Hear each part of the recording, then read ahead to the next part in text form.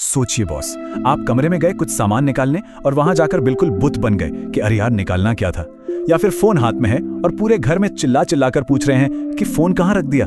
सुनिए, अगर 30 या 40 की उम्र में ये भुलक्कड़पन हो रहा है ना, तो इसे हल्के में लेना बहुत भारी पड़ सकता है। जो कल तक सिर्फ बुढ़ापे की बीमारी मानी जाती थी, वो आज हम जैसे नौजवानों का शिकार कर रही है। तो आज के इस कड़क एक्सप्लेनर में हम यही डिकोड करेंगे कि आखिर हमारी जनरेशन की याददाश्त इतनी तेजी से हमारा साथ क्यों छोड़ रही है। तो चलिए सीधा इसमें गोता लगाते हैं। जरा इस भयानक आंकड़े पर गौर कीजिए, पूरे 211%। जी हाँ, 65 साल से कम उम्र के लोगों में डिमेंशिया यानी भूलने की बीमारी के मामलों में 211% का सीधा उछाल आया है। ये कोई छोटा मोटा नंबर नहीं है, ये एक ग्लोबल मेडिकल इमरजेंसी का सायरन है। मतलब जिस उम्र में हमारा करियर बिल्कुल पीक पर होना चाहिए, उस उम्र में हमारे दिमाग का सिस्टम हैंग हो रहा है। और देखिए, ये कोई हवाई बात नहीं है। Global burden of disease study चीख कर ये बता रही है कि 1990 में यंग डिमेंशिया के करीब 3.7 मिलियन मरीज थे, लेकिन 2021 आते आते ये नंबर 7.8 मिलियन पार कर गया। लिटरली मरीज दोगुने से भी ज्यादा हो गए। 30 से 64 साल के युवाओं में ये महामारी एकदम खामोशी से अपने पैर पसार रही है। अब सबसे बड़ा सवाल ये है कि जवानी में ये अल्जाइमर हो क्यों रहा है। पहला कारण है हमारा खुद का डीएनए। इसमें 3 बड़े विलन छुपे हैं बॉस, PSN1, APP और PSN2। जब इन जीन्स का स्क्रू ढीला होता है ना, तो दिमाग के अंदर एक जहरीले कचरे का गटर बनने लगता है, जिसे साइंस की भाषा में अमाइलॉइड बीटा 42 कहते हैं। ये प्रोटीन हमारे न्यूरॉन्स के बाहर ताला जड़ देता है और बेचारे ब्रेन सेल्स तड़प तड़प कर मरने लगते हैं। अब जो सबसे चौंकाने वाली बात है वो सुनिए। इस बीमारी को पकड़ना भी अपने आप में एक बहुत बड़ा सिरदर्द है। एम्स का डेटा साफ बताता है कि 16% मामलों में डॉक्टरों से भारी चूक हो जाती है। होता क्या है कि 30-35 साल का कोई इंसान मेमोरी लॉस लेकर अस्पताल पहुंचता है, तो डॉक्टर अक्सर उसे डिप्रेशन या स्ट्रेस समझ बैठते हैं। मतलब असली बीमारी होती है अल्जाइमर और इलाज चलने लगता है डिप्रेशन का। है ना अजीब? इसी भारी चूक का एक खौफनाक केस देखिए।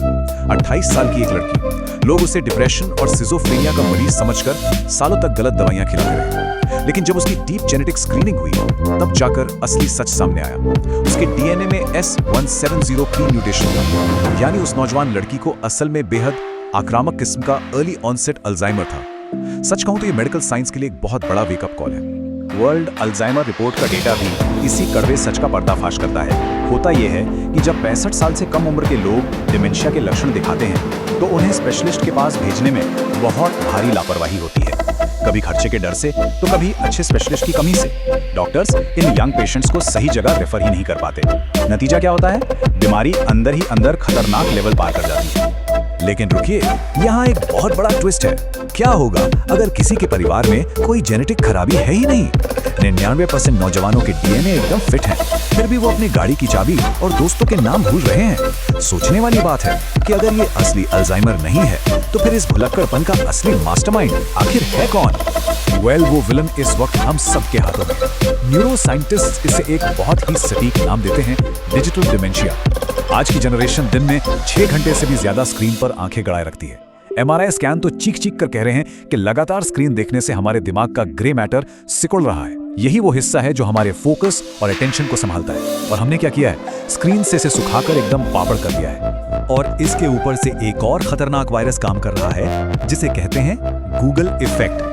देखिए, हमारा दिमाग ना बहुत चालू है। उसे पता है कि कोई भी जवाब, फोन नंबर या रास्ता इंटरनेट पर बस एक क्लिक में मिल जाएगा।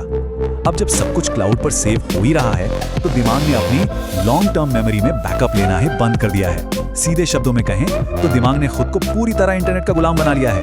और असल गड़बड़ पता है कहाँ हो रही है? दिक्कत भूलने की नहीं है, असली दिक्कत रजिस्ट्रेशन की है।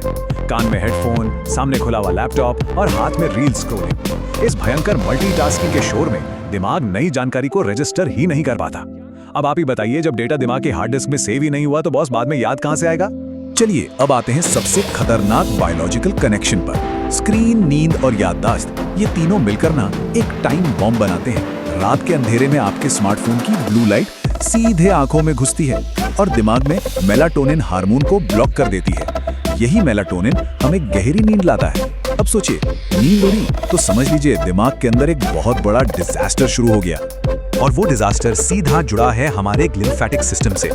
अगर इसे एकदम देसी भाषा में समझें, तो ये दिमाग का अपना ड्रेनेज सिस्टम या गटर है। दिन भर की मेहनत के बाद दिमाग में जो भी जहरीला कचरा बनता है, ये सिस्टम उसे धोकर साफ करता है। लेकिन यहाँ एक बहुत बड़ा कैच है। ये ड्रेनेज सिस्टम सिर्फ और सिर्फ तब चालू होता है जब इंसान डीप स्लीप यानी बहुत गहरी नींद में होता है। अब इस पूरे चेन रिएक्शन को जरा ध्यान से देखिए। ब्लू लाइट ने मेलाटोनिन रोका, मेलाटोनिन गायब तो गहरी नींद गायब।